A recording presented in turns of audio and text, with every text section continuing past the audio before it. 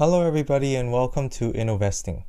You may have seen a lot of news and discussions recently about green hydrogen and how it can be used as a renewable source of energy. Green hydrogen has potential to decarbonize a wide range of applications, and many countries have already begun investing heavily into it.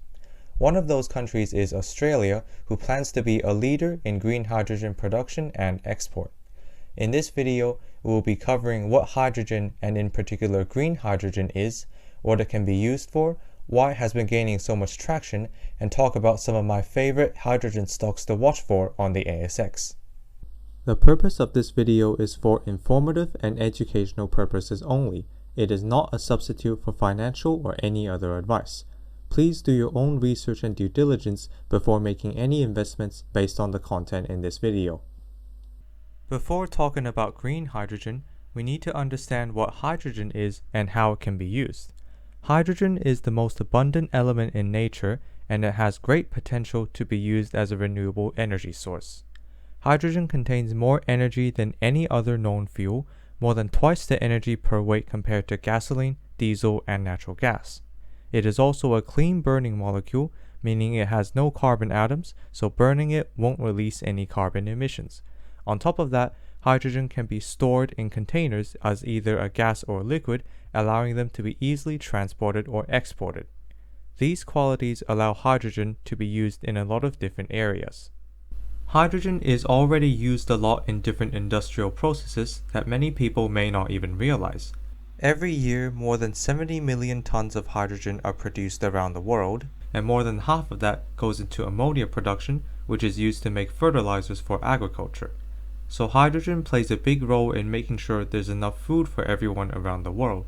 And besides that, hydrogen can also be used in steel production, medical, and even electronics manufacturing processes.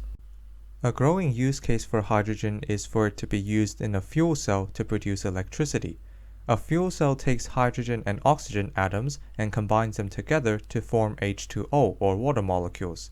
This process releases an electron, and when electrons run through wires, they generate electricity. The water molecules are treated as byproducts and can be released to the atmosphere as water vapors. Fuel cells can be used to power transportation, particularly heavy transportation such as buses, trucks, trains, and ships. But besides transportation, fuel cells may be used to power houses or even buildings. US companies Bloom Energy and Fuel Cell Energy have been supplying fuel cells to different companies and organizations around the world, allowing them to have reliable energy services while reducing their carbon footprint. On the other hand, hydrogen can be transported through gas pipelines to heat your homes or buildings. There are a number of technical challenges for this, but several countries have already started investigating the feasibility, and some have already set up goals to blend hydrogen with natural gas in their gas pipelines. For example, New Zealand's Fortesque Group is aiming to have 100% hydrogen in its pipelines by 2050. Finally, hydrogen produced can be exported to other countries that don't have the ability to produce enough of their own energy. Japan, for example, is investing heavily into hydrogen with their hydrogen strategy, and it aims to have 900 hydrogen refueling stations and 800,000 fuel cell electric vehicles on the road by 2030. To achieve this, they will have to import hydrogen from other countries. Because hydrogen atoms are highly reactive, they're always found combined with other elements such as oxygen to form water molecules. In order to produce hydrogen and use it as a renewable source of energy, it needs to be separated from other atoms that it binds with. There are different types of hydrogen determined by how they are produced and how much carbon emissions they generate.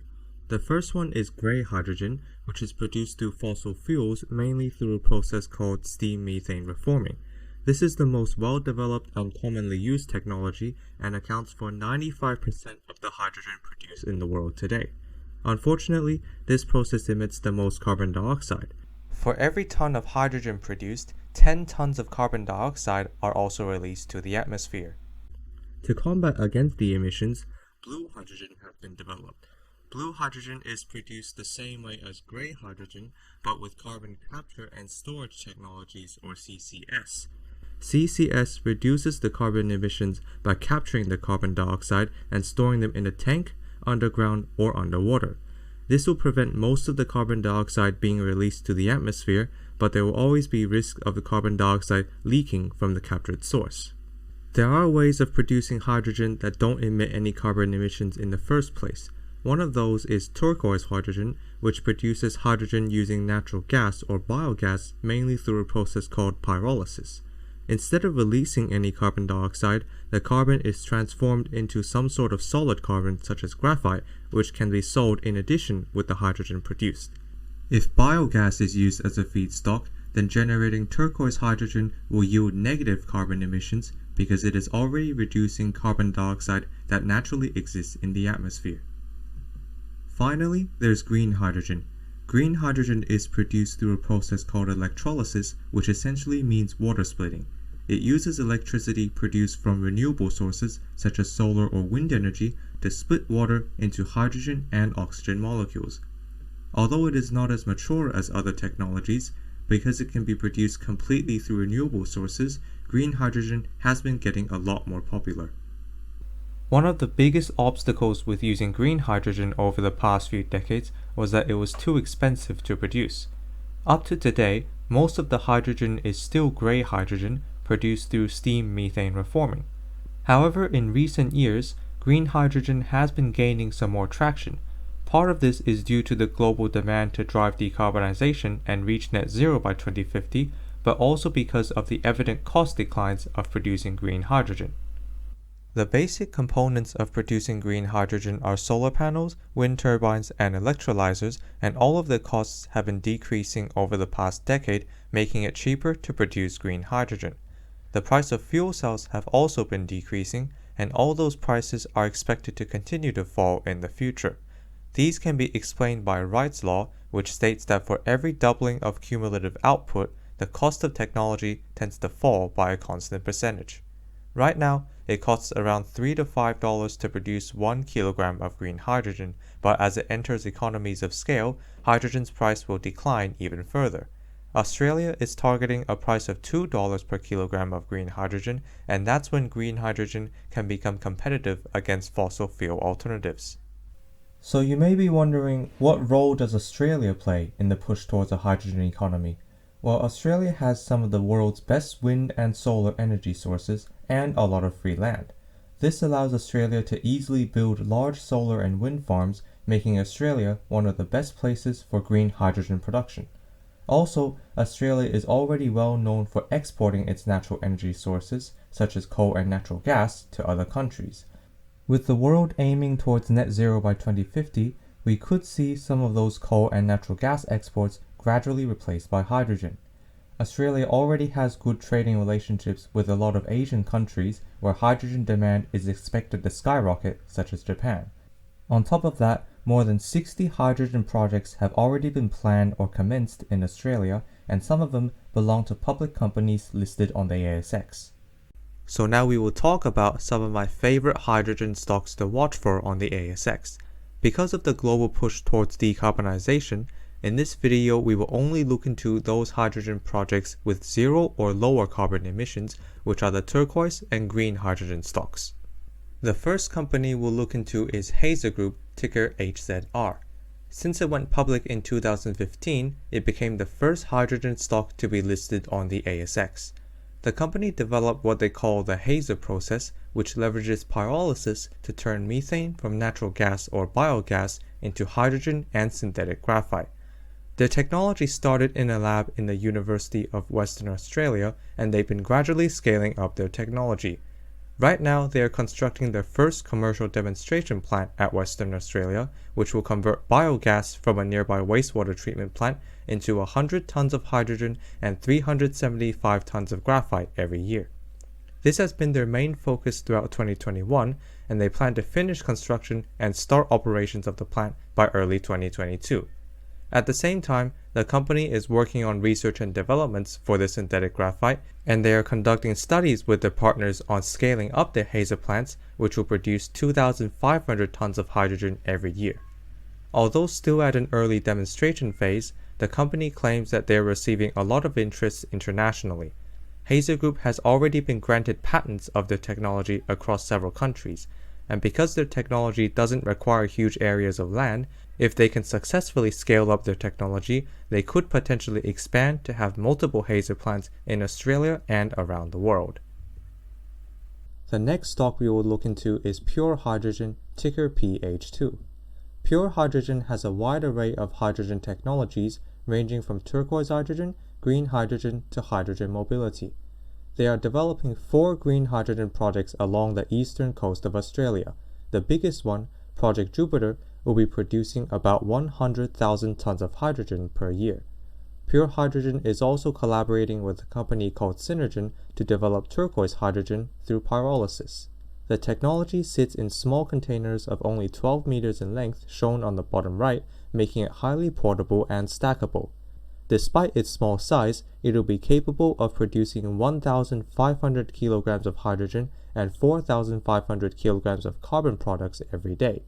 Recently, the company also announced they are constructing 3 waste-to-hydrogen plants in Melbourne, Sydney, and Brisbane with a minimum production volume of around 5,000 kilograms of hydrogen daily, scaling up to 30,000 kilograms of hydrogen daily, providing a carbon-negative way of producing hydrogen from waste. Besides hydrogen production, Pure Hydrogen is also working on hydrogen mobility solutions. They have acquired 24% of H2X Global Limited, a company that specializes in developing hydrogen fuel cell vehicles, and together they will be developing fuel cell powered trucks and buses for sale in 2022. On top of that, Pure Hydrogen is collaborating with companies Pure Hall and H2H Energy Limited for transporting hydrogen and supporting hydrogen refueling stations for Pure Hydrogen's business operations. Up next is Fortesque Metals Group, ticker FMG. Fortesque Metals Group is one of the biggest iron ore companies in Australia. The company has created a new subsidiary, Fortesque Future Industries, in 2018, focusing completely on renewable energy and green hydrogen technologies. This company has the largest green hydrogen production goal in the ASX. By 2030, it plans to have 15 million tons of hydrogen produced annually. That's greater than all of the other stocks in this video combined. You can see on the right how FMG is collaborating with different countries all over the world in developing their hydrogen projects. The company also formed a joint venture with Plug Power, one of the leading fuel cell technology companies in the US. Together, the two organizations plan to build a fuel cell factory in Queensland with up to 2 gigawatts of electrolyzer production capability, making it the world's largest factory. This will provide FMG the electrolyzers needed to achieve their massive production volume goal. Although the company has ambitious goals for the future, and it is collaborating with so many different countries, so far these are just agreements and collaborations, and they are still very far away from their 15 million ton per annum goal by 2030.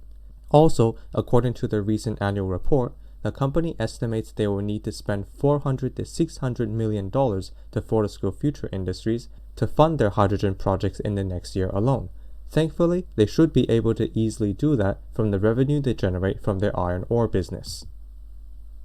Moving on to the next green hydrogen stock, we have Global Energy Ventures, ticker GEV. Global Energy Ventures was a company focused on natural gas exports, but recently they have also entered the hydrogen industry. GEV is developing the world's first compressed hydrogen ship, which itself is also powered by hydrogen fuel cells. This is really unique because right now the most common method of shipping hydrogen is to convert it from a gas state into liquid hydrogen, which would require considerable energy and cost. Once the hydrogen arrives at the destination, they will then have to be converted back to a gas state for it to be used. With GEV's compressed hydrogen transport ship, they can ship the hydrogen directly in gas phase, saving the conversion process, making it much more cost efficient. They have submitted patents, and their concepts received approval in principle by the American Bureau of Shipping in 2021, indicating that the ship satisfies basic safety levels in line with the current marine industry practice. Currently, GEV is developing a 430-ton containment system for its ship, and eventually they will scale up to 2,000 tons and commence operations in 2026.